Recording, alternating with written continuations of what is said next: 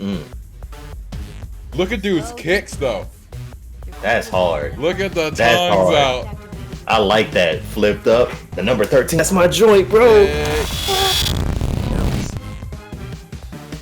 Welcome to No Scripts coverage of the Cyberpunk 2077 Night City Wire reveal. They showed us a trailer and a bunch of facts.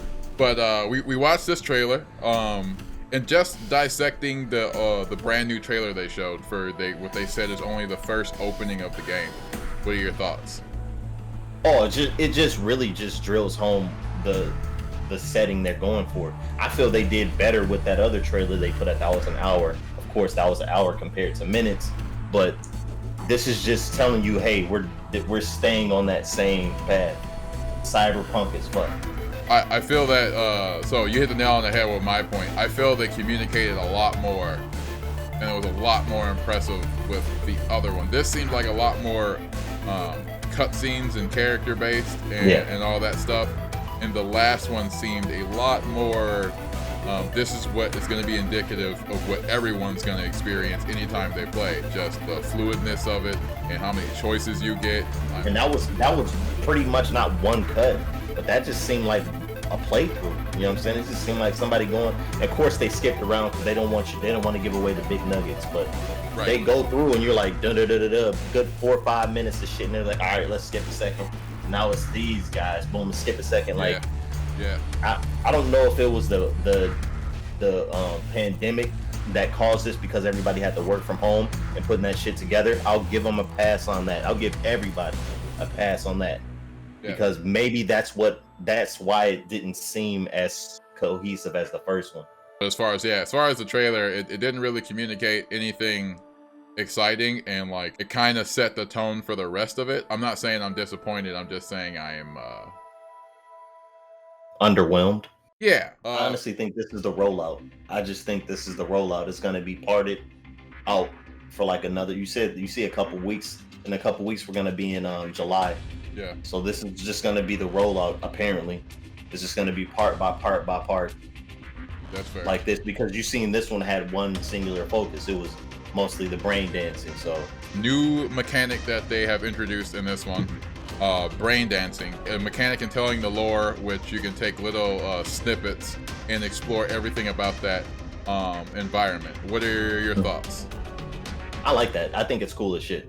Yeah. Like I think it's a super cool feature.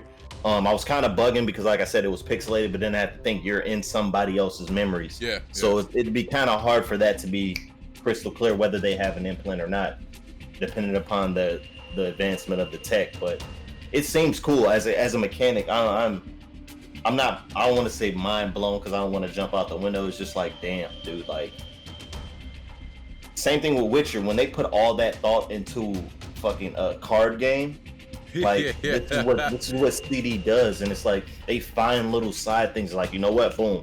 And then if you play Witcher 3, fighting is a huge thing because you got to fight here. Like, these are just side things that end up being major. I'm impressed, man. I'm impressed by that shit. I can't even lie. It was dope. I'll go with what I hate first. What I hate about it is that it's no different than we talked about it during. It's Assassin's Creed, it's Watch Dogs, and Batman Arkham series. Ooh, detective work all piled into one.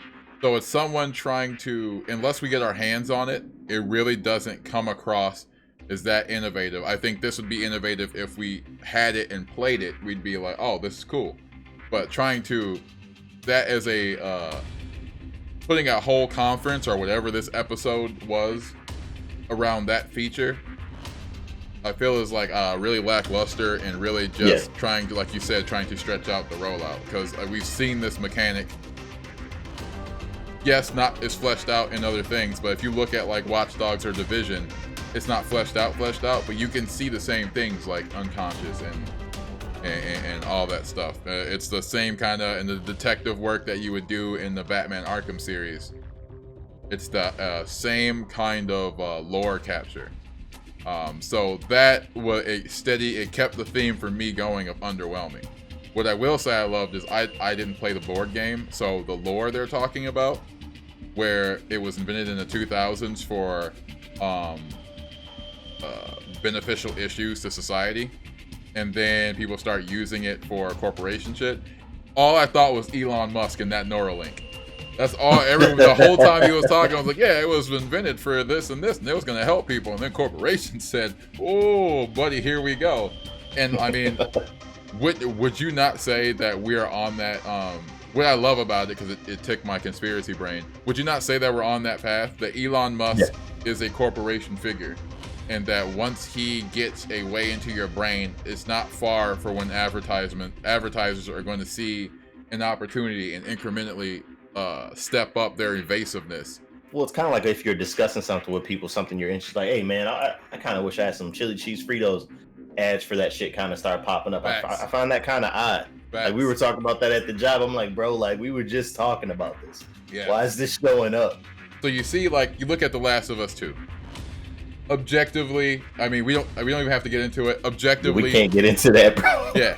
Objectively, it was heavy. It was a heavy-fisted narrative, right? But you see how masters do it. They'll just drop a likeness to what it is in real life. We don't have to spend any more time on it. Just know, like, this is how fucked up it could get, but it's still an artistic expression. You know what I mean? I don't like the rollout of how they presented it, but the lore and the thought of it, like you said, we should be talking to Mike Pondsmith. Now would be the time, but I'm gonna say now would be the time, but I see why they didn't, because maybe they just didn't want to come off like everybody else is. I'll piggyback off your point. What I liked about it, like I said, they did introduce a game mechanic. I appreciate that. Furthermore, cemented what the game is gonna look like. I like that. Yeah. Those two things. What I did not like, man, it's like now we gotta depend on YouTube personalities to tell us what the game is gonna be like. Yeah. To supplement it not coming out for these many months, and I'm not cool with that. I'm sorry, and I think maybe I wasn't as heavy on the YouTube scene when Witcher was coming out. I don't remember them doing this for that. Coming fresh off of Last of Us 2, I'm not cool with other people being arbiters of what's good or not. And considering they already, all the outlets that gave Last of Us a 10 out of 10, just because of diversity and inclusivity, those same outlets have already been outspoken about them being mad at Cyberpunk because of their mistake in interpreting an issue. So they've already mistakenly interpreted how Cyberpunk views trans, how they view race with animals. Like, they're already got the pitchforks ready. So what'd you think about what they said about the character building? They touched on it in the brain dancing. Yeah, they've been touching on it. The developer spoke of how it was very character driven. Like, everyone you meet, they were very careful in their motivations. Like, everyone has a purpose. Any game that's done anything dope character wise, not just setting, that it just looks cool. Any game that has done anything super cool character wise, this is how they approach characters. I was taught in school. I went to school for game design and development, never developed anything, but I'm just letting you know. When you make characters, you need to have them have a full story, a purpose, a reason, motivation, all this shit. And this is the approach they seem to have taken with their characters. When you do that, I'm not saying you can't lose, it's just harder to. It's harder to lose because that character now has depth. It now has reason, and I salute that shit. And I expected nothing less. Moving along, how did you feel about, they said that they had a big focus in questing, and if you play this, they'll be hard pressed to find filler. CD, they don't have much filler, bro. Even side missions turn into fun shit. Witcher had filler. I mean, when you went to bodies and you found like a key and a note, and then the quest was like, yo, go jump in that lake over there. Define filler to you. So say you build this world, right? You build this world and you spend a lot of time building the mountains and the hills and the valleys and the caves. Any questing design or narrative design that just makes you explore those without any meat in narrative, narration, character interaction, you're just in that area. So for Witcher, it'd be the question marks, and you just go find hidden treasures, and you're just fighting shit. That to me is a good design. Let me say that.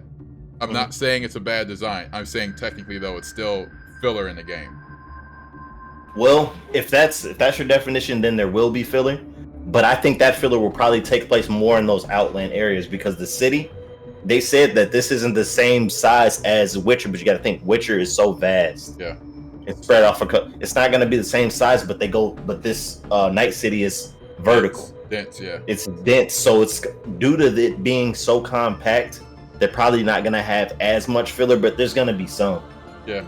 It's really it's in the eye of the beholder. So it's who's ever playing is going to say this may be filler. But I think they may be meaning like it won't come off as filler.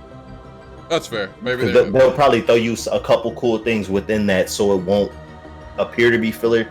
But it's kind of impossible when you make open world RPGs. There is some that is rewarding, actually. Like if you have to grind to get to a certain level of awesomeness, it's a rewarding cycle. So it doesn't really count. Even though it is filler, it doesn't really matter. But I just thought that was interesting that their focus was